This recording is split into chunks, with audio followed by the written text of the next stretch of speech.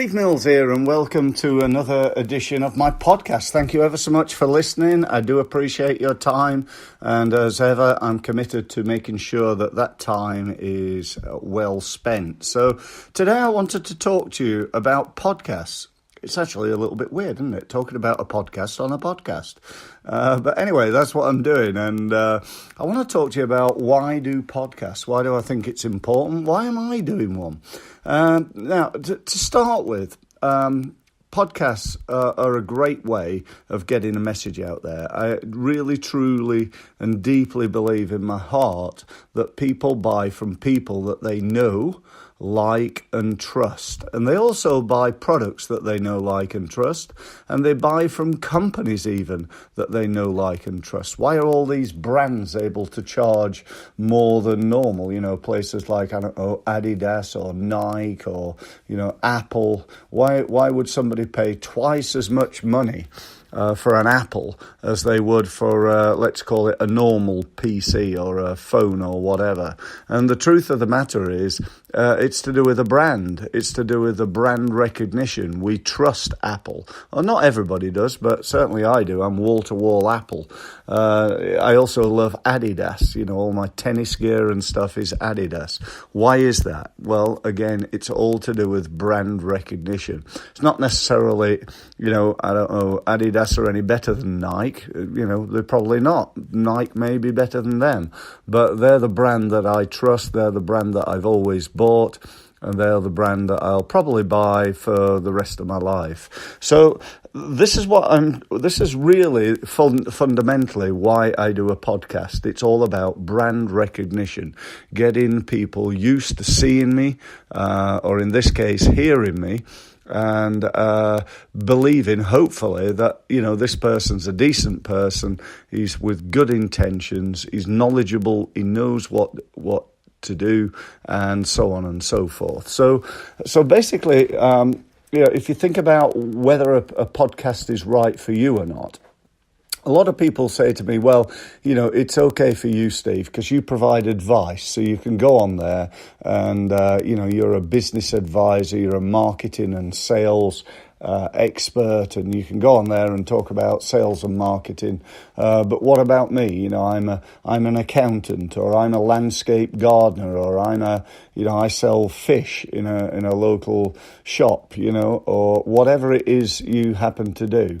The truth of the matter is you can still do exactly the same. If I was a landscape gardener, I could very easily talk about landscape gardening, getting the right soil for the right grass, how to build a pond in my garden, the 5 things that people need to think about, what type of fertilizer to use for roses, what time of year I should plant daffodils in, and so on and so forth. So the point being, on a podcast is a great way of demonstrating your expertise. That's the bottom line, demonstrating your expertise. Because if you're at all in the advice industry, whether that's, you know, health, fitness, legal, financial, HR, anything at all, or really any other industry almost, then it's very difficult, unless you're physically selling a product. You know, I sell cups or sports bags or fitness shoes or something like that. It's very difficult for somebody to judge which fitness shoe is the best. So one of the great advantages of a podcast is you can go on there, you can talk about whatever it is you do, and hopefully you can demonstrate, you know, how good you are and how much knowledge you've got of that particular product or service. And really, that's what a podcast is all about. That's ultimately what you're trying to do. You're trying to get people to a level where they really see you as the key person of influence, the KPI. You want to become a KPI in your industry. You want to grow the number of people who are connected to your podcast. And you say, well, you know, that's great, Steve, but how do I do that? Well, again, that's all about marketing, isn't it? You know, there's very little point me standing here right now recording this podcast if it only gets listened to by 2 people. You know, this has taken me a little bit of time and, some thought and a little bit of preparation in order to be able to deliver this to you right now. So what we've got to do is to make sure that this podcast is marketed to. So there are 2 real keys to that. One is getting people to listen to the actual podcast. You're on here now, you're listening to it. And number 2, and arguably more importantly, is to get subscribers, get people to subscribe to your podcast so that in the future, if you subscribe to my podcast now, in the future, every time I do a podcast, you're going to get to know about it and you're going to get the opportunity, therefore, to listen to it. So you sort of, I suppose it's almost like, I'm on your radar so that you download my podcast and any time of any day, whenever you want, you can go on there and you can listen to my podcast and hopefully benefit from it, because that's what it's all about. So, you think about, well, how am I going to do that, Steve? Well, you could add it to your website. You can add a link to your website. You can blog about it.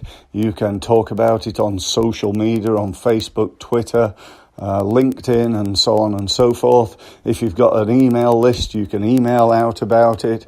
You can even stand up at a networking event and say, by the way, this is my name, this is what I do, I've got a fantastic podcast, this is the address. It'd be great if anybody in the room would like to connect to it. You can tell all your customers about it, get them signed up, you can ask them to share it with their contacts, and so on and so forth. So, that's really one of the most important parts of it, is getting it out there, get people to listen to it. So how do you get people to, people who are signed up to listen? I'd say a couple of things here.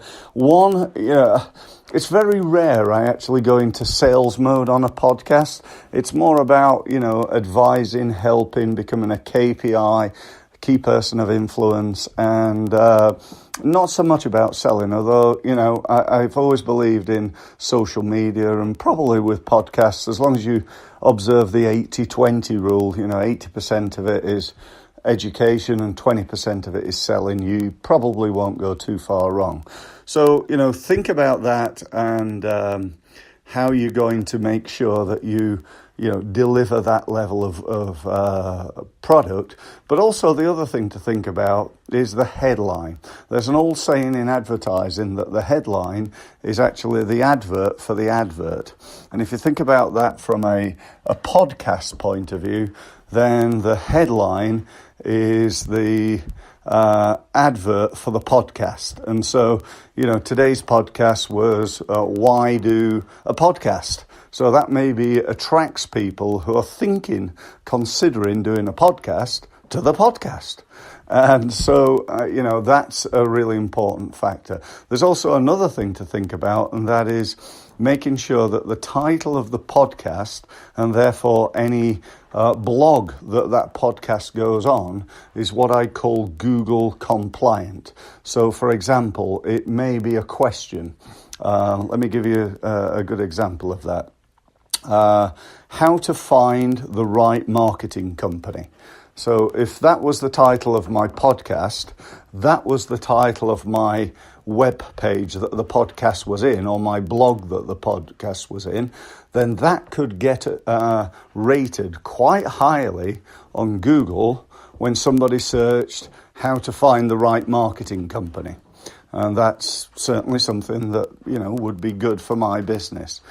So think about titles as well. So anyway, I'm going to wrap this up. I've been talking for, It's about 9 minutes now, I think, just coming up.